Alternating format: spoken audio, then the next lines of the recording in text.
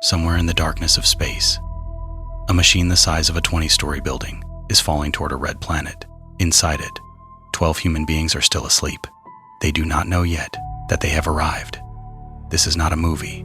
This is not a simulation. This is day one. For 7 months and 13 days, the crew of Ares 1 has been in a state of deep hibernation. Their bodies were cooled to just above freezing. Their hearts beat only 8 times per minute. They consumed almost no food, no water. They existed somewhere between sleep and something much closer to death, all so that the 225 million kilometer journey to Mars would not break them before it even began. Now the ship has decided it is time. One by one, the pods begin to open. They wake up confused, disoriented. 7 months of memories gone. The last thing most of them remember is Earth, green Earth, blue skies, the smell of real air. And then they see it, for the first time with their own eyes. Not in a photograph, not in a simulation, the real Mars. Vast, waiting. Before anyone can step outside, there is work to be done. A Mars EVA suit weighs 57 kilograms. It takes 23 minutes to put on correctly. Every single seal must be checked. Every oxygen connection must be locked and verified. Every joint must move freely. This is not routine. This is survival. The atmosphere outside this ship is 96% carbon dioxide at minus 63 degrees Celsius. Without this suit, a human being would lose consciousness in 30 seconds and be dead in 2 minutes. 12 men and women stand ready, the most isolated human beings in the history of our species. The nearest help is a 40-minute radio signal away. There is no rescue mission. There is no emergency evacuation. If something goes wrong out there, they handle it themselves, or they don't handle it at all. The Starship Ares 1 enters the Martian atmosphere at 4 kilometers per second. The heat shield reaches 600 degrees Celsius. From inside the ship, it feels like the entire vehicle is tearing apart. The Martian atmosphere is 100 times thinner than Earth's. It provides just enough friction to slow the ship, but not enough to make it comfortable. For 90 seconds, every person on board genuinely wonders if they will survive the next 60 seconds. Then thud, silence, complete and total silence. Ares 1 has landed on Mars. In this moment, mission control on Earth does not know yet. The signal will take 20 minutes to reach them. 20 more minutes for any response to return. For 40 minutes, 12 human beings share this moment completely alone. The first humans to ever land on Mars have no one to call, no one who can hear them. Not yet. The airlock pressurization cycle takes 4 minutes and 17 seconds. During those 4 minutes, the outside door is the only thing separating a human being from an alien world. The door opens. For the first time in the history of Earth, a human being descends a ramp onto the surface of another planet. The soil of Mars has not been touched by anything living in 4 billion years.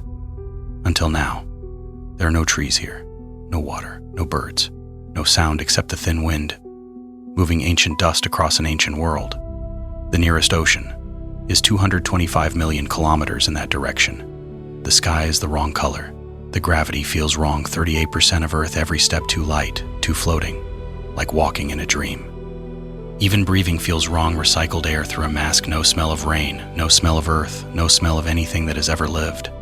Everything is wrong, and yet 12 human beings are standing on it. The first task on day 1 of Mars is not celebration. It is not rest. It is work, specifically finding a place to survive the night. The temperature is already dropping. By midnight on Mars, it will reach minus 80 degrees Celsius. The ship can sustain them, but the ship was never meant to be a permanent home. Habitat modules are packed in the cargo bay, but before anything can be unpacked, the ground must be tested. The crew tests the soil for stability. They measure the radiation levels. Mars has no magnetic field, no protection from solar radiation. Every hour outside carries a cost. They check wind patterns. They look for natural shelter rock formations that could protect a future habitat from dust storms. Then something unexpected. 3 centimeters below the surface, the scanner detects moisture. Not liquid water, but water ice, frozen into the soil itself. It is a small reading, a trace amount. But on Mars, where every resource must be made from what already exists, a trace of water in the soil is everything. Beneath their feet, there is water. Not enough to drink. Not yet, but enough to prove that Mars is not completely hostile to life, that somewhere in this frozen red desert, the building blocks of survival are already waiting. Then, without warning, every radiation monitor on every suit goes red, a solar particle event. A burst of high-energy radiation from the sun traveling at the speed of light, hitting Mars with nothing to stop it. No magnetic field, no thick atmosphere, nothing. The planet's magnetic field deflects this radiation invisibly. Humans never feel it, never know it happened. Almost. It is a countdown. Every second outside during a solar event adds to a lifetime radiation budget that cannot be undone. The airlock seals. The radiation alarm continues for 11 more minutes. Then it stops. The suits absorbed most of the dose. Everyone is within acceptable limits. This time, day 1. And Mars has already reminded them that it does not care about their plans. The first meal on Mars is a vacuum-sealed protein pack. It was prepared 18 months ago in a facility in Houston, Texas. It has no smell. It has almost no taste. It contains exactly the right number of calories and nothing else.